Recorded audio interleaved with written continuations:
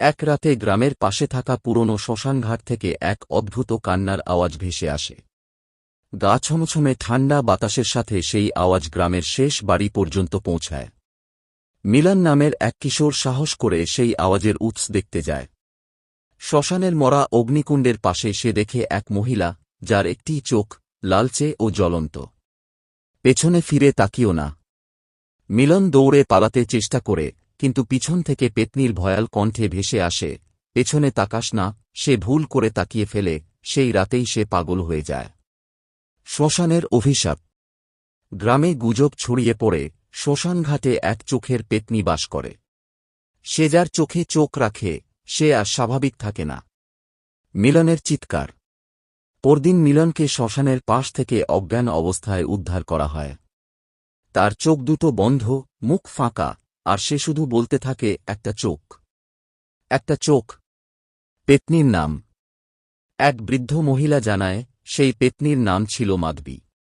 সে বহু বছর আগে ওই শ্মশানে জীবন্ত পুড়িয়ে মারা হয়েছিল। অভিশপ্ত আগুন।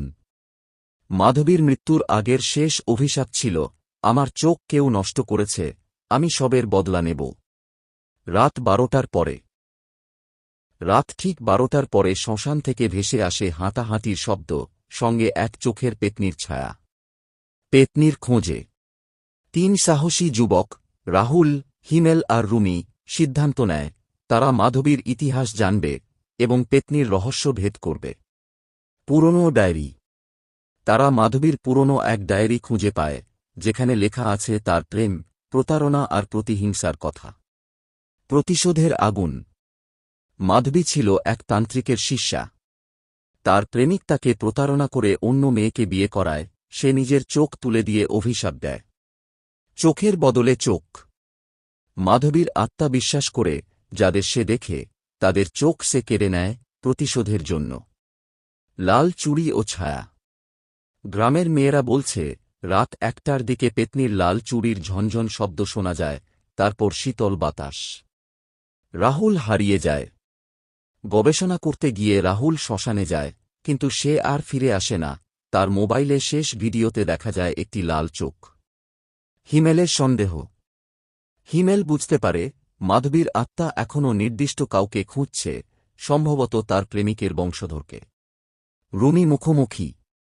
রুমি এক রাতে এক চোখের পেতনির মুখোমুখি হয়।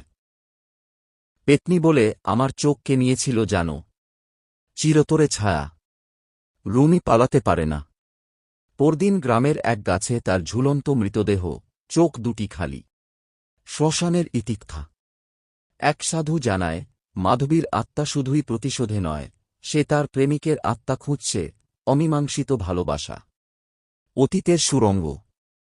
হিমেল মাধবীর পুরনো ঘর খুঁজে পায়, যেখানে একটা আয়না ছিল, সেখানে শুধু এক চোখ দেখা যায়। আয়নার রহস্য। যে এই আয়নায় তাকায়, সে নিজের চোখ হারায়। এই আয়না দিয়েই পেতনি স্বীকার করে। শ্মশান থেকে চিঠি। একদিন গ্রামে ছড়িয়ে পড়ে হাতে লেখা এক চিঠি, আমি ফিরে আসছি, চোখ ফেরাও, নয়তো তুমি অন্ধ হবে। শিশুর কান্না। শ্মশানে এক রাতে শোনা যায় এক শিশুর কান্না।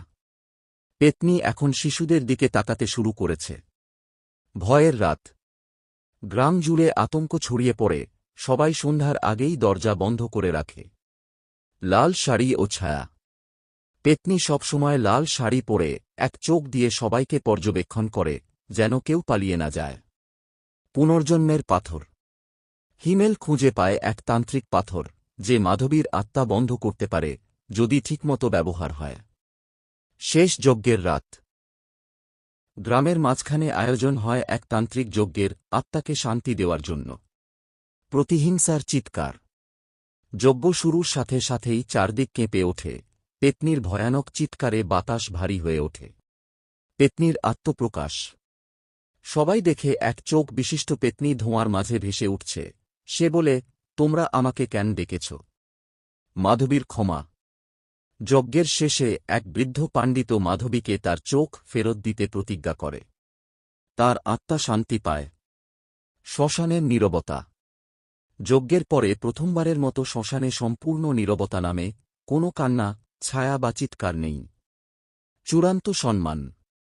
মাধবীর নামে এক শান্তির স্তম্ভ গড়ে তোলা হয়। গ্রামের লোকেরা আবার স্বাভাবিক জীবন ফিরে পায়। এক চোখের শেষ হাসি। এক রাতে শ্মশানের ছায়ায় কেউ একজন বলে ওঠে, তোমরা আমার চোখ ফেরত দিয়েছ।